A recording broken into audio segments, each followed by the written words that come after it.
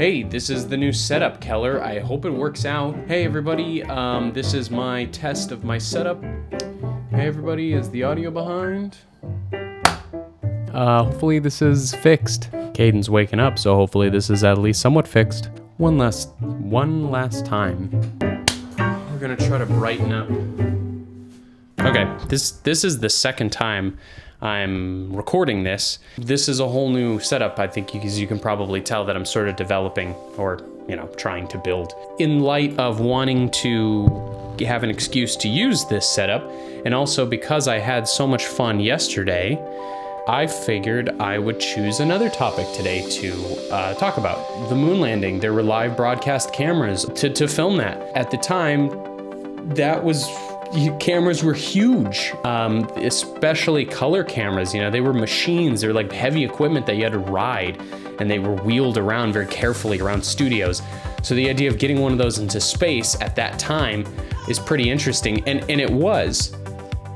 I'll be right back. See, when the Apollo mission was first being developed, they didn't see really any point, or they didn't think of why would we broadcast this. They already had cameras that were going to take high quality film, high quality stills, but that wouldn't do the public any good until they got back to Earth, which possibly wouldn't happen. And the PR for NASA saw this opportunity to live broadcast the moments of this piece of history happening in front of them with taxpayer dollars.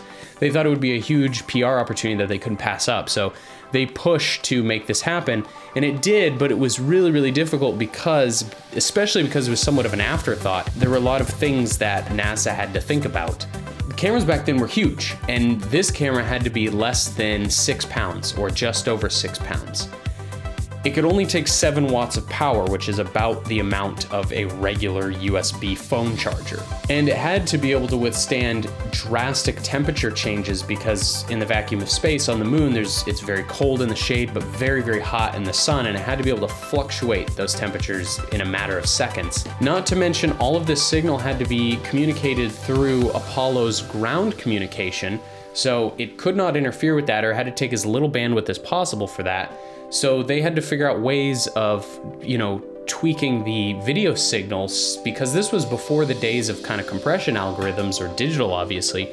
So they had to tweak the radio signal to get it right in this perfect range where it could broadcast, which was incredibly difficult. Not to mention, there was also very low light on the moon, which makes it difficult to take any image. However, at the time, there was a perfect sensor for this, but it was so sensitive that if you pointed it at the sun, even when the camera was turned off, you'd destroy the equipment inside, which is actually what happened to one of them when they were on the moon.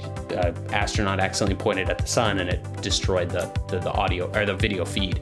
Then when they actually landed on the moon, in order to get shots of the lunar lander, they had to walk out the cameras on a stick attached to a cord, which is kind of funny to think about as an astronaut. When you're on the moon for the very first time, you sort of have to think of these production concepts while you're up there. But also, because of that process to broadcast it, like I mentioned, by the time it got to people's TVs, it was really crunched and compressed and converted, so that the image quality that the general public saw was much lower quality than what one individual sitting behind a broadcast booth might have seen, which would have been a very high quality image, which is kind of epic to think about, that there's somebody out there who saw on a live feed in front of them at a station. They got to see this incredibly detailed video of that very moment that we've all seen that footage of, but they got to see like the high definition version of it.